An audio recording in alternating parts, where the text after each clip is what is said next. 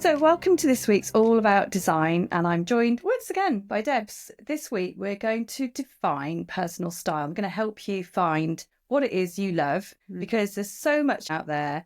Unless you can distill and curate what you love, then you're going to be floundering in a world of images, and you probably keep going out and buying lots of different things, bringing them home, and they're not working. So Debs and I are going to go through ways to define your style, which will help you create rooms that are completely authentic to you. We're going to talk about how you can simplify and hone in on what actually is your style, what excites you, and what you should put in your own home. Ways that you can achieve the interior that not only excites you, but shows off who you are and is individual to you, which sounds like a massive task, but there are ways to simplify it and make it work. It's got to reflect your personality, your lifestyle, your tastes. You may have seen lots of lovely things in magazines, but think about what you've loved for 5 or 10 years, not what you've just seen in the last 3 months. Taking all that on board, understanding yourself is probably one of the hardest things and one of the biggest things we help clients with.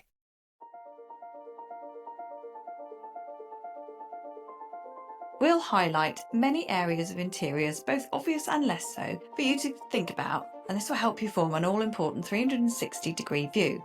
So we'll be talking even more about colour, discussing in more detail their attributes and ideas on how to use the main ones. We're talking about symmetry or otherwise, about texture, pattern, mood, furniture style and hard materials. All of these will form your own particular style. So think about if you prefer dual colours to muted, if you dislike denim or worship wallpaper. And after listening to this episode, you'll be able to get a strong plan of what you in interior design loves right now. We've talked about DNA before, but this is central to everything. It could be furniture or fabric that you love, something you're really drawn to. That's a good starting point. This might be something you have already, or it might be something that you need to look for. And we've touched on ways to go out and find unique and beautiful pieces that just give you a buzz and give you that moment of, oh, I love that, but why? Question why, because there might be elements of that can help you with the rest of your interior. And it's about an emotional response to something, not just an aesthetic response. How you can start to define your own style. The first thing is colour. One of the best things you can do is open your wardrobe and have a look. My wardrobe is full of colour and pattern. I can't get away from it. You're absolutely right, because what you wear, we all know that, you should put something on that makes you feel good. It elevates you. So you can do that in your home. Why not? Your home should also, when you walk into a room, give you that same sense of elevation or calm. Well, what we're after, and the whole reason of doing this podcast, is how to get an interior in your home that nurtures you, is good for your well-being. This is why we need to create something that is truly all about you and not just something that looks good but doesn't have much of a soul to it. I think it's about those kind of magpie moments. What attracts you? Why does it attract you? Can it become part of the existing interior or be balanced out by other things? And that sounds quite technical, but it isn't. It's about just finding out why you like it. What is it? Is it the colour? Is it the texture? Is it the finish? So there's lots of elements to things. And that's something we're going to explore in different parts of today's podcast. Sue and I are going to take you through a few ways that might help you discover what your style if you're not really sure. So you need a lot of self-reflection and think about key parts of design and your reaction to them. Your style will continue to evolve over your lifetime, but this is where you are now. So you be honest, and actually be quite an interesting journey.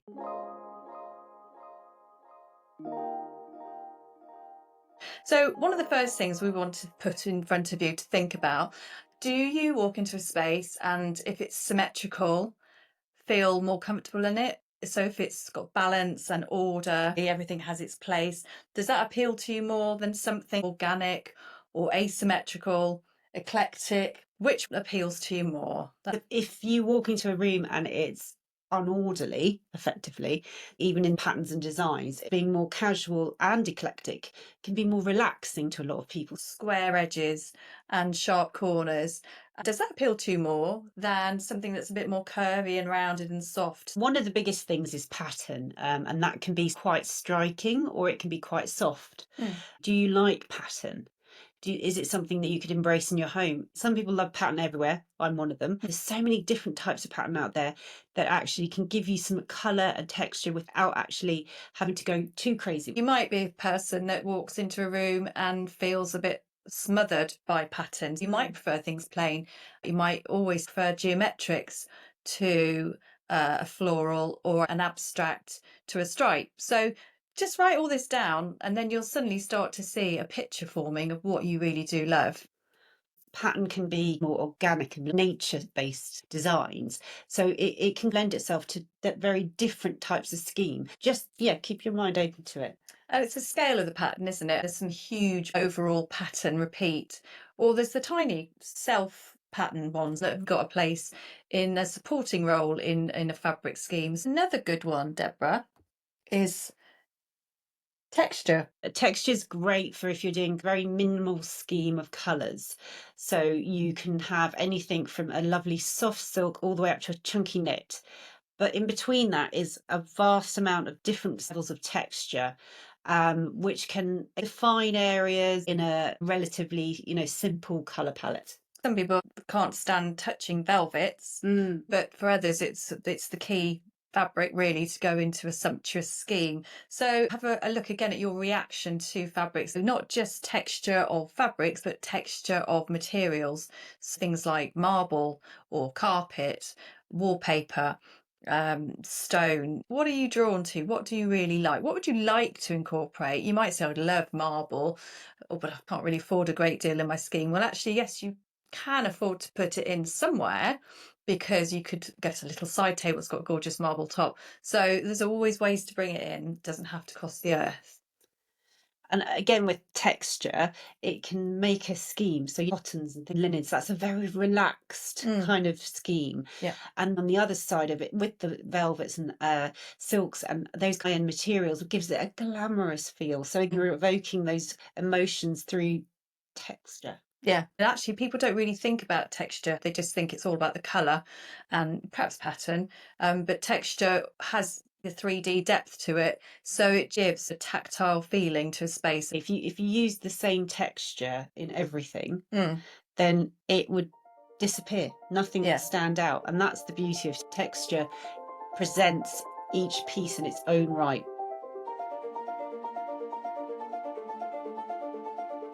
And then have a think about the mood that you're trying to evoke. Overall, we're not talking about one particular space. We're trying to define your overall personal style so that you can then translate that into every room in your home. Have a thought about where you really loved, where you visited in the past. Look back before you can look forward, really. Get some old photographs out and places that you've been that have stick in your memory as special, and somewhere that you had a good reaction to the space, and what you can take from those places and bring it back to your house. Also think about eras and furniture styles. I think, just going to touch on what you were saying, it's really good to look at those, and if it helps you identify why you like it. So when you're thinking about it, I like that room because it had velvet chairs for and things like that. So that's what we're trying to help people with, is actually identifying why, because it is hard to know, and then it will help you tick those boxes and get a plan. You might have liked an interior that had a mid-century feel. It might be something modern with clean edges that you like, quite minimalist, where everything is out of the way and storage is key. It might be something that's classic, perhaps paneling, cornices, coving, something that's perhaps you'd find in an older home, but that we are starting to put back into our more modern interiors because they've got such an architectural presence to them. Could be timeless. And I think we would always say, try to create your overall canvas as a timeless interior, because then you can add in and it won't date. I think you can actually also do the hat trick, which is a little bit of everything. It's about choosing the right pieces that relate to each other, whether that be materials or shape. You start to get a keen eye for what works together, and it's a lot to do with scale, things like that, but you could actually mix a lot of these styles together and come up with something that reflects yourself. It is absolutely a minefield out there. So I agree completely, Debs, with what you're saying, because if we can help you narrow it down with today's podcast, so you're on the right track. If you actually Googled design styles, probably about 60, 70, 80 different ideas come up. You know, you've got coastal cottage, you've got boho, you've got higgy thingies. I think there's probably a new one Swedish. coming up right now. So. Probably. Yeah. Just so many. Obviously, this is the ones we've mentioned, mid-century, modern, classic, timeless, but but it's just crazy. How was anyone meant to know what direction to go in? So this is why everything has to completely hit you between the eyes or in the heart to know that you want to include this in your overall scheme.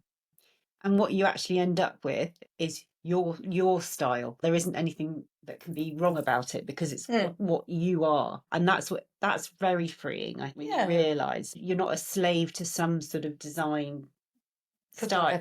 Yeah, exactly. And I think they're the most successful interiors. So it's the essence of you has to come through into your interior design. So start collecting lots of photographs of images you like on Pinterest or Instagram, and then always get like a proof sheet of them and start to curate them and whittle them down, because your home may not actually suit some of those elements. I think so. You have all these pictures of this beautiful California sort of home with loads of big glass windows, loads of light, but you live in a Cotswolds cottage. It's not going to marry how you want, but you can take elements. I'm not saying not take the elements of it, because you can take the colours out of it, but it's about balancing it and being realistic, what the elements really are that matter to you in your Pinterest board or your proofs or your mood board. You know, you start getting those elements together, and then it's kind of freeing because it's limiting what you're looking at and limiting your time that's spent going round in circles, which happens to a lot of people. And your own personal style has evolved over your whole life,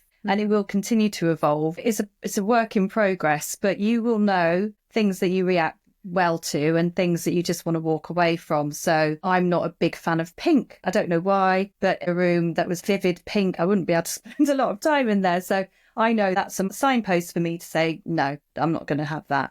Whereas you might love it. To get lots of images together, start getting some little swatches of paint and put your mood boards and your swatches and your imagery together, and then just be really harsh with it and start crossing through. Will that work in my home? Yeah, limiters. Yeah. Limiters. We keep saying that all the time, don't we? Limiters. And be realistic. Cut through things and cut back. It's okay. You can put things back in.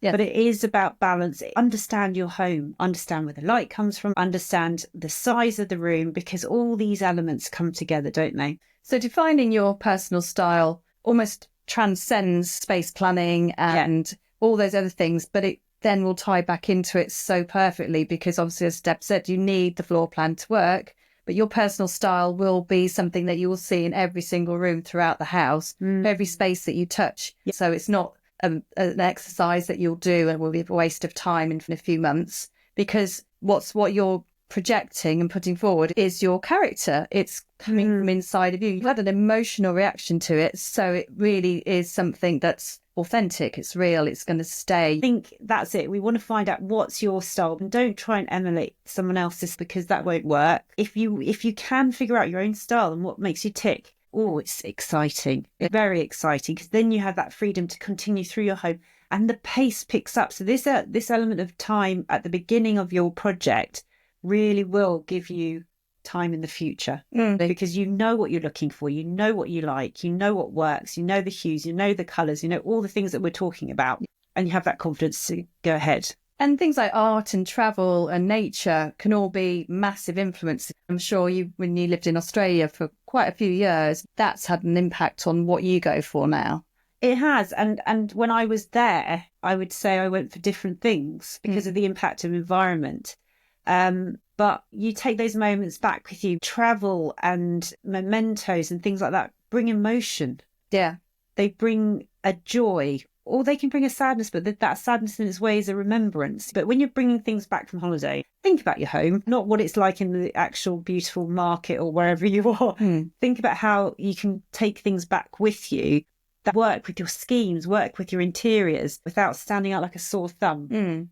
Well, it could be that you see something that's so jaw-dropping that you want to take that and make it the centre of your new scheme. That's also an amazing moment to have, because you just fall in love with something. When I was an air stewardess, I found this massive artwork on Venice Beach, and it was about 1.2 metres by a metre, and it was very light. I had to get it packaged up and brought back to London. It was ginormous, but there's no way I was leaving it there. Because I was cabin crew, I was able to buy the baggage handlers a beer and it was all fine. Obviously, when they're off duty. Something like that can happen, and hopefully it'll be a smaller object than that. But it's got to make you go, oh my God, I can't live without that. And then if you want to start a scheme around it, that's something to think about. Actually, you're completely right. Like fabrics. Fabrics are a fabulous thing because you can bring them back, have them made into things. I think you're right. If you find something that you are lost a bit, but you find that moment. Yeah.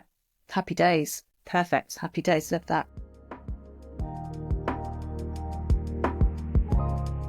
Another great thing to do is find a signature colour palette.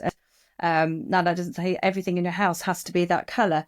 It doesn't have to be followed slavishly in every single room, but you know that has meaning for you. We're going to talk about the psychology of common colours, and we're going to dive into colour theory in much more detail on forthcoming episodes.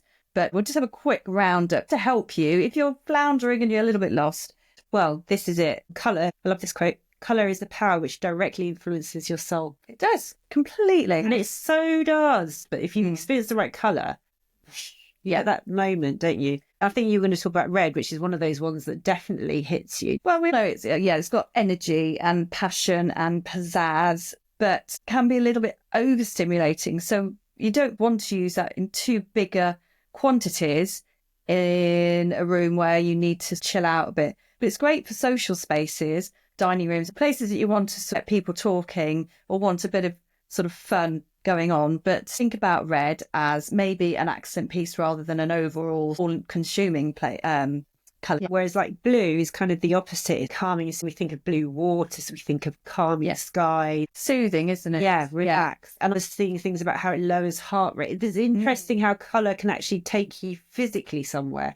And then blue can be quite intense as well because you're going deep, but it's still got that calming element. So if you did want to go for deeper colours, blue is one where it can just bring everything to a calm state. And it is the world's favourite colour, apparently. Is it? Blue, which I'm not surprised about. I did not know that. Yeah. That's amazing. It is, thank you. So yellow, obviously, is a cheerful colour, uplifting. Again, it's the whole range of colours going from a soft, buttery yellow through to almost neon. There's a massive range of colours to choose from. But it's generally meant to make you feel happy. It's like a little bunch of daffodils, isn't it? You know, you just feel great. You feel uplifted straight away. And it's great for communication and mental clarity.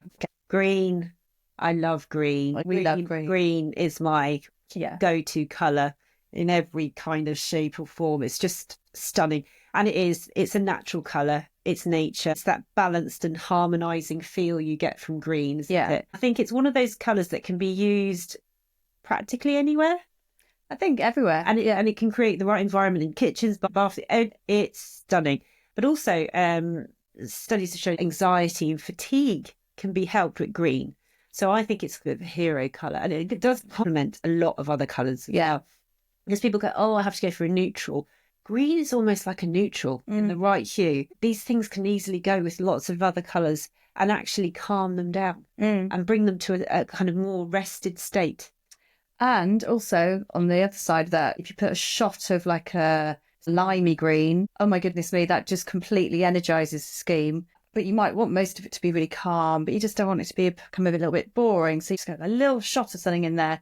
Gorgeous, and green's a really good one for doing that. Without being too attacking, without kind of being, that's a bit jarring, you know, like you were saying about pink, hence pink. So if you put an intense shot of pink or orange or blue in, they're so natural as a green, like a lime green. Do you think it's because it's got that kind of coolness to it, the undertones, whereas it's like hot, colours are hot? I know what you mean. Definitely. I think it stops being so relaxing if it's not a green in that way. Purple, we don't see that much purple in design. I actually had a lilac coloured bedroom when I grew up. Don't know what that means.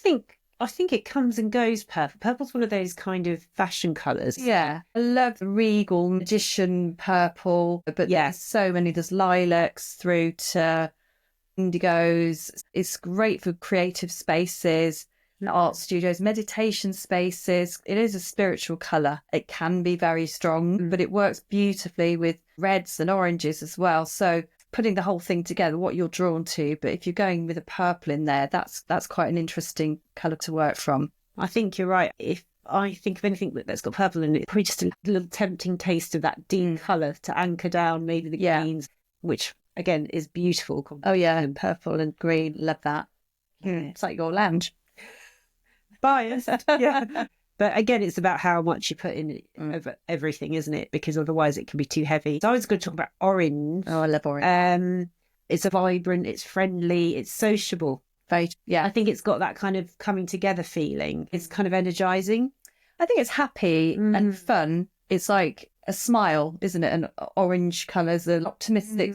But again, too much of it might be a bit more, too much of a slap in the face. Maybe a feature wall, definitely great on accent pieces, or just a lovely orange velvet chair, gorgeous. And it could be like a deep orange or burnt orange. We don't get to see the sun very often, so maybe that's why we lust after the orange. Oh, gorgeous. You know, the real sort of sophisticated oranges that can be injected into a scheme and just elevate it.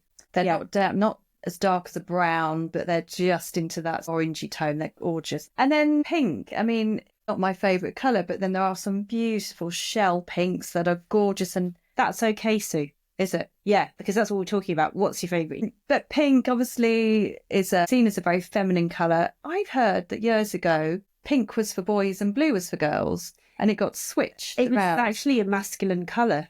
Yeah, and I don't know how or what happened along the way, but it suddenly became a gender thing. Actually, pink on men, it looks lovely. It works really well. Yeah, and pink and blue together look really nice. But in design, it's perfect for bedrooms, nurseries, relaxation areas, works really well with green again. I think it's the intensity of it. Like they've had studies where pink has been used and it's come across as a very calming influence. Again, you know, it's up to you whether that works for you, because sometimes it can energize you or zap you. But, you know, generally it's seen as a calm. Yeah. Obviously not in the cerise pink end of the spectrum. And then white, obviously pure and fresh, but white's great for rescuing schemes. Quite often if we're putting lots of fabrics together and there's a lot going on with pattern and texture and saturated colours, just need something with a little bit of white on, just goes, can breathe again. And it's the same with anything in your home. Obviously, it's not an easy colour to live with if you've got animals and children, depending on what materials it's going on. But obviously, it's got its space. Every room should have some white and every room should have some black in it. So they're good anchors and they're good breathing spaces for other colour schemes. And obviously, yeah, okay, if you're in Barbados and you've got a beach hut and you've got white billowing foils everywhere, that works beautifully with the sand and the sea. I've just gone on a little journey there. Go on holiday. I just I think she just wants to go on holiday. But that's white. That's beautiful. But that's the emotional response, isn't it? Yeah. And I think white is a brilliant way to contain colour. I remember we had our house in Sydney and it was very sort of beachy. We had all the architrave and everything in a solid white, and it just contained the kind of roughness of everything else. White, it freshens, and even if you have dull colours, it just makes it a deliberate action to have that accent of white come in. Definitely. Love that. And then black. Obviously, it's dramatic. It's sophisticated. It adds a lot of depth and richness to schemes. Too much of it can be a bit draining, but it depends on the situation, depends on the light coming into the room. Great to have a little bit of black, as I said, anchors a scheme. And just if something's looking a little bit too pretty or a bit too fluffy, adding a bit of black to it gives it a bit of seriousness. I think, yeah, it's an anchor colour, isn't it, really? You don't want to end up with the drama studio worth of black in your home. I think we've found, haven't we, in schemes where it's just, oh, wow, that just suddenly brings it down. And then grey. I think grey was done to death so much about 10 years ago. And I very, very rarely use grey. And a lot of people still love it. And I have clients who have homes that they've done themselves that have got so much grey in. And they say, please come and help me get away from the grey. Obviously, I've got to work the scheme into what's already there. So I might try and tip it over from grey into a grey beige, as we call that. And they'll still go back to the greys. And you're like, no, please. It seems a bit cold to me in our climate. I think it's nice to get a bit of warmth in there. But grey is a very sophisticated colour. Again, the charcoal is beautiful because it's not a black, so it's not as hard. So you can have a little bit of grey brown, or you can go all the way through to the light dove greys. So very versatile colour, but I just don't like the grey colour schemes because they depress me. I think you've got to be careful where you sit in the grayscale, because there's some draining greys out there. And that's what happened. And it was very easy because it is a good coordinate for a lot of colours. Yeah. That everybody jumped on that bandwagon. But please go the kind of warmer end, bit of French grey, because like you said, it's been done so much. Let's just go away from it. Yeah, let's enjoy colour. Let's just. I know it was seen as like a professional colour. It was the office colour. It's all ship grey. Oh, that's what you think of. Yeah. But then it got adopted quite largely at homes, and I think too much. Well, in my opinion. No, in our opinion. it just needs a few friends in colour, doesn't it? Grey needs friends. Moving on from that, I mean, this the next thing to sort of define in your search really is your style of furniture that you like. Now, that doesn't have to be stuck in one era or be modern. It can be a fusion. But again, finding that thing that sings to you.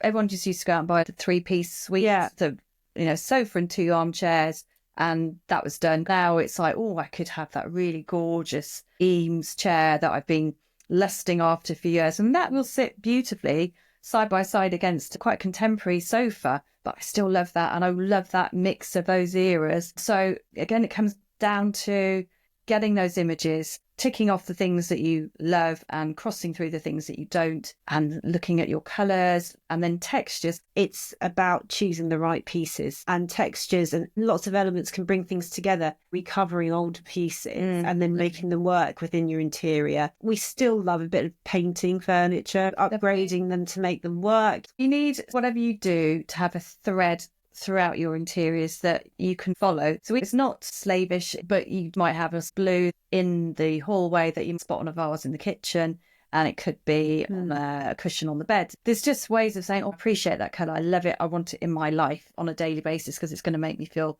great. Everything doesn't have to cost a fortune either. You might really splash out on that beautiful thing, but can balance that with some lovely finds from the antique shop. Get your inspiration, get those cushions. Please go out and get some pattern and put it in. But the other thing is, go for it.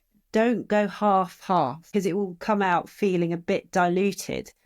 The thing I'd say is try and keep this flow of how you approach things the same in all of the house. That thread of design, it is satisfying. I think it connects with you and it will give you that feeling of calm.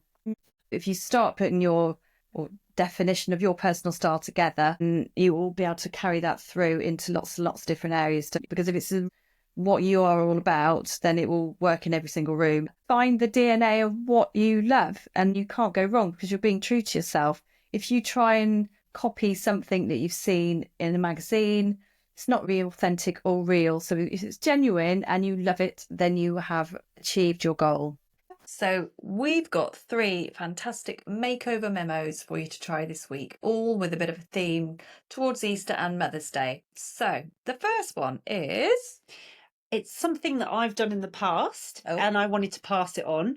There's lovely little brushes that are everywhere at the moment. You can get them in practically, White Company all the way to B&M. A cloche. Yes, with the little base underneath. You can use a wooden base or you can get marble. So I call it like your mini me museum. So you can put little tokens that you remind you of good times or precious moments in them. It could be a little book, it could be a photo, but it can be ever changing, and you can personalise it to the person you're giving it to as a gift that never stops giving.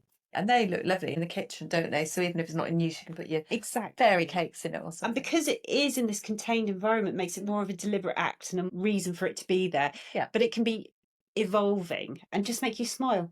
That's lovely. That's really thoughtful. Where's mine? Right. I'm not there yet. No, it's on its way. We're great friends, but it's not that great. Number 2 is I get a little bit excited about going out and foraging some beautiful sculptural branches, stems even, to make a large scale, elegant floral display with some beautiful twisted willow perhaps, or some forsythia stems. Obviously don't go around snapping trees, branches of trees. We don't want that. But if you're out and about and you see some beautiful sculptural plants that you can put into a vase, and then as it goes towards Easter, you can start to hang on little Easter treats or Easter eggs. So that's quite sweet. A nice large scale display, and it's actually not putting too much in the vase. It's quite nice just to have the sculptural element of the twisted willow, for example, doing all the work. And it's the spaces and the shapes it's creating that's really beautiful.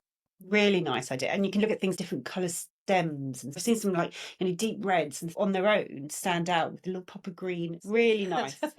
And the third one is something I saw on the White Company, did a video on it, little hack. So, but it could be any largest scale glass candle holder that you've had that's sort of towards the end, it's finished nearly.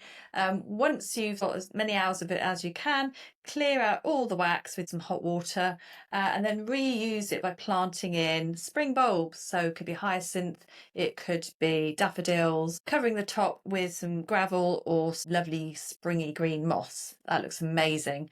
And it's a long lasting gift for Mother's Day, and it can be reused again. So it's great. It's recycling and it looks beautiful. I think I'd like that. Oh, right. Well, you do the cloche for me and I'll do that for you. Hint, hint. So that's everything for this week. We'll put some images of our makeover memo ideas onto Instagram and Facebook. Get in touch with us at contact@allaboutdesign.online. And thank you so much for joining me again. No, thank you. And again and again. It's been really interesting to talk about how to define your personal style and all the other bits and pieces. Look forward to seeing you in the next episode. Take care.